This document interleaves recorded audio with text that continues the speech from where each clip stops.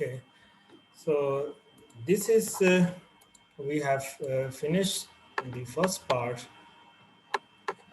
to how to get this graph by plotting the pH versus the potential. And the purpose of this graph to discuss the stability of the water or the metal ions with the variation of the pH. So pH is very very important. So again we will come to the our objective again. Uh, the question we have actually discussed before.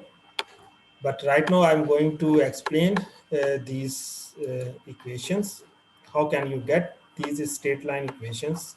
And again, there is no any complication, just it is the rearrangement of the Nernst equation. There is no derivation at all. So don't be bored or be confused when solving these equations. So another important point, because in different books, some of the books have used this half cell, some have used this half cell, and these all to be considered at the anode, and these two to be considered at the cathode. Someone is using the hydrogen is going to reduce to the hydrogen gas, and somebody is taking water is going to reduce to the hydrogen gas and hydroxyl ion.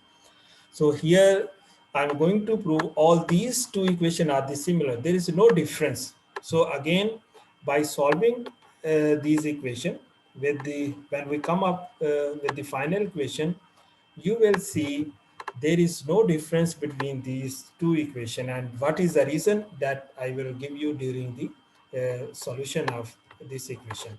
So don't be confused somewhere if you find somebody is using this at the anode, and in some books they are using this half cell at the anode and these are at cathode. Somewhere it is written this half cell and somewhere it is written this half cell, but in my lectures I'm using only these two, this and this, and these are the additional. If you getting up the idea, because I expect at the MPhil level you must understand what is the written in the different books.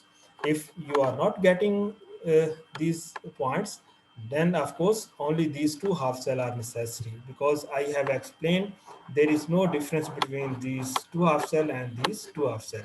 So if you are getting the point to determine the stability of the metal or the metal ions by considering this half cell at the anode and this half cell at the cathode, this is also perfectly working. So coming to the again the half cell of water, and these are the two half cell. This is our under concentration, which I'm going to use because this is easy to understand how the metal or the metal ion are going to react with the water. Because the water is in at the right hand side, this is going to oxidize and the metal ion are going to reduce, and this is good to compare with this. Again, you can also use by equation. There is no difference, because here you are going to find out the difference, the big difference with potential, but later on I'm going to prove there is no difference between all these two half cell. So this is at the these two half cell to be considered at the anode and these two half cell at the cathode. So let's work with the first one.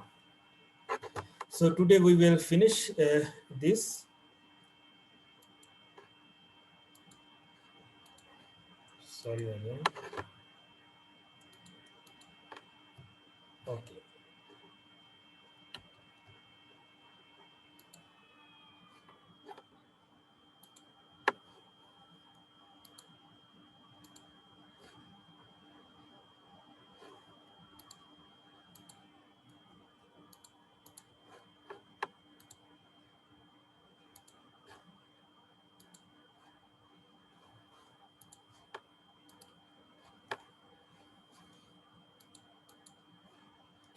Okay, these are the two options. First, I will finish whatever we are going to use in our discussion.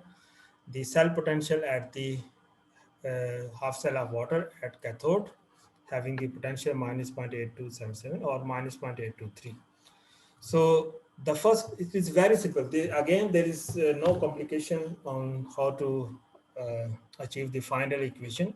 This is the Nernst equation we are using, and you are also using, right, start from the your intermediate or the BS classes. This is the Nernst equation. E cell will be equal to E naught cell minus RT over NF ln Q. The Q is the reaction quotient, that, and it is the ratio of the product concentration to the reactant concentration.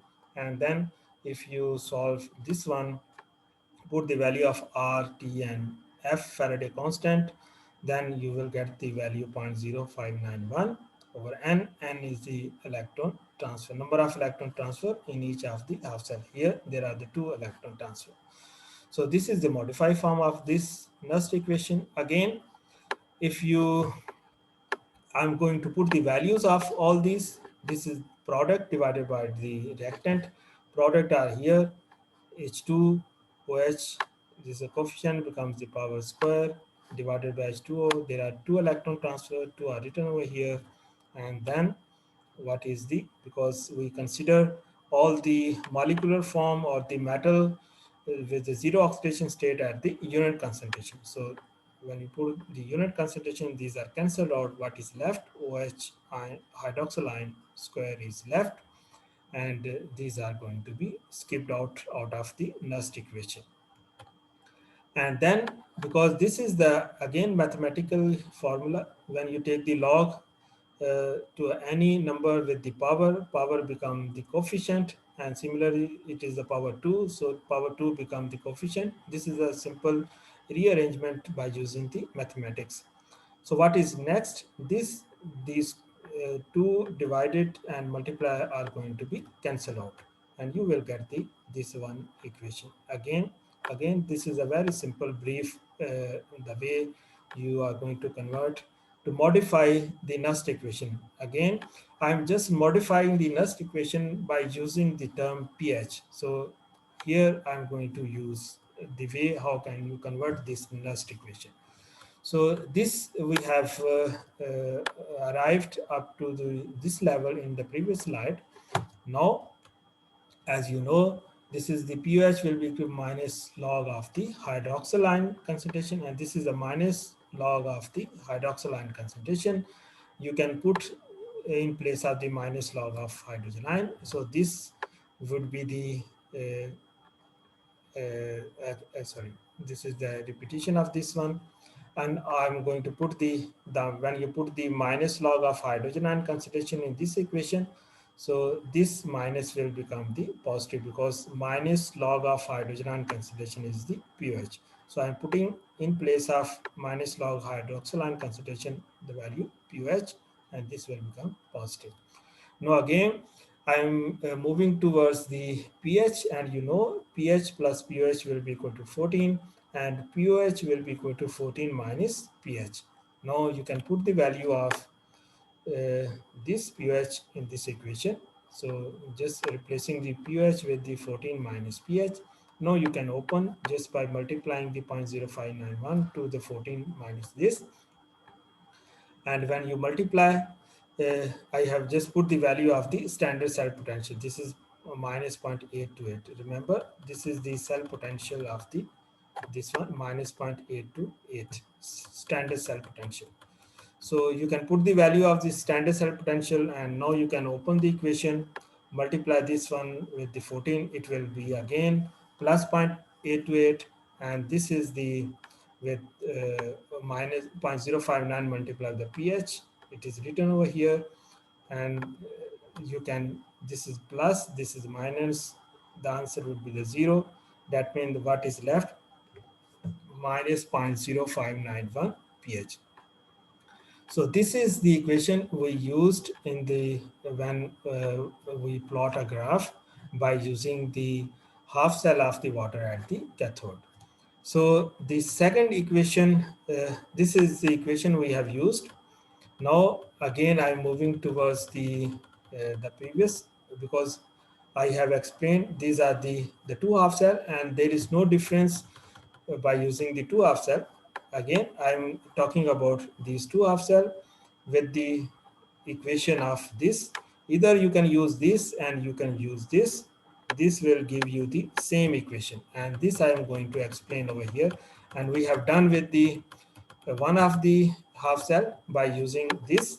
Now I'm going to use another half cell, that is the two hydrogen ion plus two electron forming the hydrogen gas, and this is having the standard cell potential is zero. You already know this is used as the reference.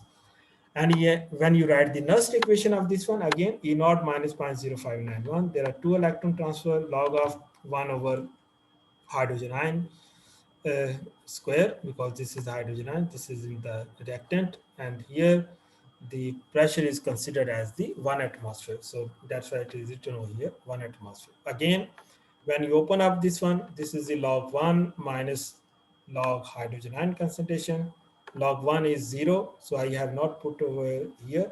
So this is the minus log of the hydrogen ion concentration. Again, when you take the log, this power become the coefficient, and this is cancelled out.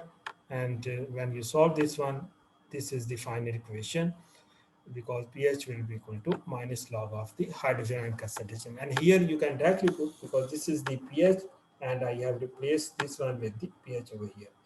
So again, look at the final equation. If you use this equation, your final Nernst equation is the same. And even if you use this equation, your final Nernst equation is also same.